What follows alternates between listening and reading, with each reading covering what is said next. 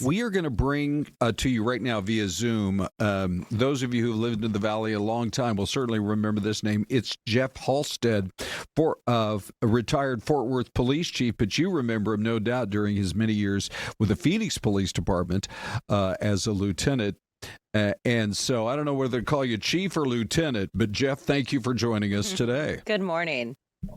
Good morning, Celeste and Ron. And Ron, let's just keep it Jeff. I'll keep my blood pressure really, really low. You got a deal for sure. There have been so many headlines coming in this morning. They're focused on something that may have happened in that neighborhood 3 weeks ago, almost to the hour when the time that Nancy went missing. We've got Savannah releasing new video. Of course, there's all the talk now about gloves being found. Where do you want to start?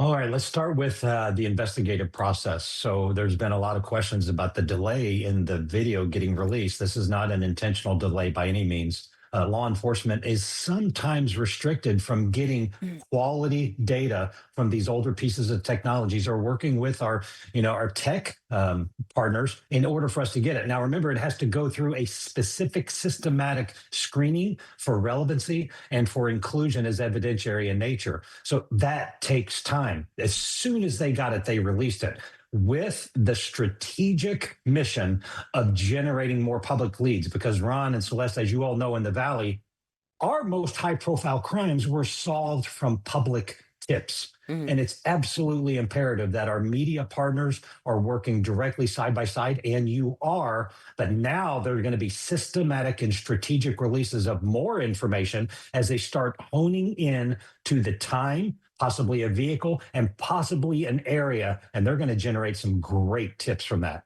You know, Jeff, there is, they put the tent up near the front door this morning, and some unmarked vehicles drove up, set up the tents. You can't see that front patio area anymore. Can you give us any idea of what they're looking for or what they could be looking for in this type of a case? Well, the majority of times when the media or the public sees that type of intent, it's to cover a disturbing area of a crime scene. That's not the case here. However, they want privacy for items and probably investigative tools they're going to be using, not just at the entry stoop and the tiles, but also the door, the frame, and beyond. Because you got to remember that little area right there of their entry, you can see, even though they have that security screen door, you can still see some movement. They want to protect that, secure it, so it's not released as to what they're doing, how they're doing it, and then it will come out later why they did it. Now, maybe you could lift the curtain for us just a little bit in terms of how, when you have a case that is this high profile, and you're right, boy, we had some here around the kind of the turn of the century back here in the Valley, many of them. But when you have literally thousands of leads to try to get through, how do you set that process up, and where do you suppose they are right now with 18,000 tips coming in? Do you think they're in the first inning, the third inning, or where do you suppose? Well, so they literally have an entire task force that is doing nothing but getting this information, the tips, the data, and the qualitative information that are in these tips, and then they will categorize them. They might have a stream of tips on vehicle, a stream of tips on possible persons, leads, or suspicious things they saw 3 to 4 weeks ago. So then they start categorizing, and then based upon the progress of the investigation, the most applicable realm of these types of tips will then get a deeper dive. But all of the crime analysts, the call takers, and these investigators that are screening the tips are placing them in a priority status based upon some of those measurable areas that would be of concern moving the investigation forward. But I can say, both from experience and from what I've seen in the news and the updates, the FBI is doing a fantastic job, and they are really getting concentric as to what they need now. Okay, we're up against a break. We want to get your take on the video, the doorbell video, but can you hang with us through the break? Yeah, I can hang with you. Yes, sir. Okay, we'll be right back. name familiar to you if you've lived in the Valley for a long time. High-ranking lieutenant with Phoenix Police for many years, Jeff Halstead, who, by the way, then went on. He's joining us from Texas, where he became chief of police there in Fort Worth. So, yeah, Celeste, let's continue the conversation. Let's do it. Jeff, we're going to pop up the video here as well of that the doorbell or Nest camera. What is this video kind of? What does it tell you as any clues that you can give us here this morning?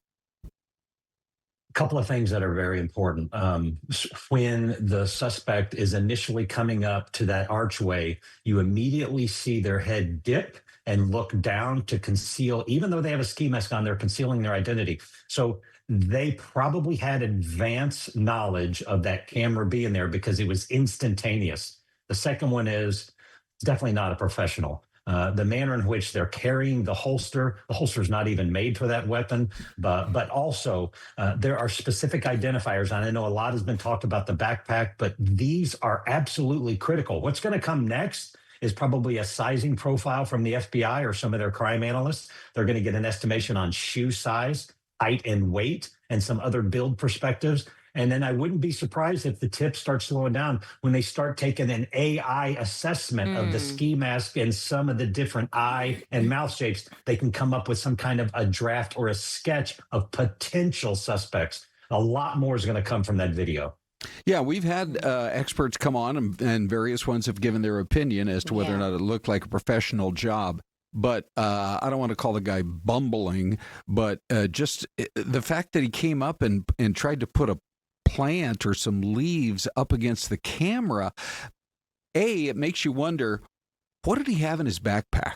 What was he planning? I mean, he obviously didn't even bring any tape to cover up the camera in the first few not seconds. just that, but Jeff, he spent a considerable amount of time inside the house. I think when you look at the timeline in terms of when they may have left the home. Oh, the timeline is what bothers me the most, only from a career of working some of the most heinous investigations you could ever imagine. Many times when a property crime suspect or someone that's trying to, even if it's a home invasion, they're going in with a weapon, when they are startled by a resident or they're surprised that someone's really there when they didn't think they were there, sometimes bad things happen. And I think it could be a delay of the suspect realizing they just did something extremely bad, or a burglary turned into something way worse. And I think they were assessing their alternatives, and that's what took so long. They're not the smartest people in the world. We've had suspects leave cigarette butts, chewing gum, drink from cups in the house, and we got their DNA and got full confessions immediately. So they're not the brightest in the world, but I think the entry, the startling surprise that someone's there, and then what happened in that 41 to 42 minutes, it's definitely concerning to me, and as well as the investigators. So you're leaning toward that it wasn't a planned kidnapping and it was more possibly some sort of home invasion or burglary gone wrong?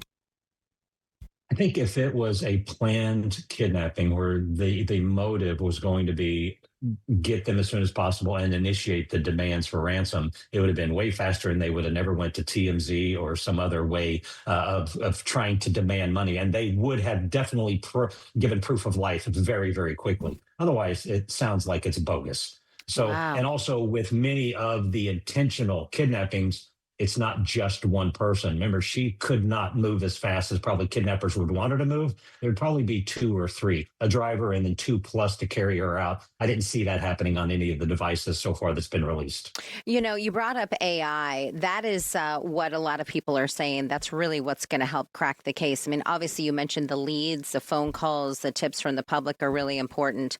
That's a big part of police work these days, right? I mean, using technology to help crack cases. It is. And more than likely, the suspect had a piece of technology with them with their smartphone. There's going to be triangulation of different devices, and there's going to be other things. They might have had a vehicle that had some smart devices inside the vehicle. Some vehicles have Wi-Fi setups and things like that. So there is a multitude of technology options for the investigators to move forward. But I've been very, very impressed with this strategic release of quality information so our media partners have the ability to engage the public. And that's exactly what happened. And that's what's going to get this case solved. Let's talk about the glove that was found yesterday. There had been reports of one glove, possibly a second glove. In your kind of study of crime annals, and you've already said they're not the sharpest tools in the shed, would somebody have simply thrown his gloves a few miles away, just tossed them out the window, depending on the state of the person that they may or may not have taken? Yes, that is very likely. You got to remember the distance, it's a mile and a half. So now it's a few minutes after they're leaving the residence. And honestly, the majority of criminals, they have a criminal mindset. And the minute the crime's done, they go back to their normal mindset. And they probably took off the glove to work a smartphone, to work something in their car, to work something that had a touch control. There is a possibility that they simply just discarded this outside the driver's window. The suspect looked right-handed, so they probably grabbed their phone and wanted to make sure they didn't miss anything. This has happened before. The challenge is in these videos, it looks like it is a very, very thick glove and not your normal black protective glove that's used in a host of professional services such as restaurant work, yard work, mechanic work, and things like that. However, Okay. there is a possibility that the suspect did discard that because they're far away from the residence.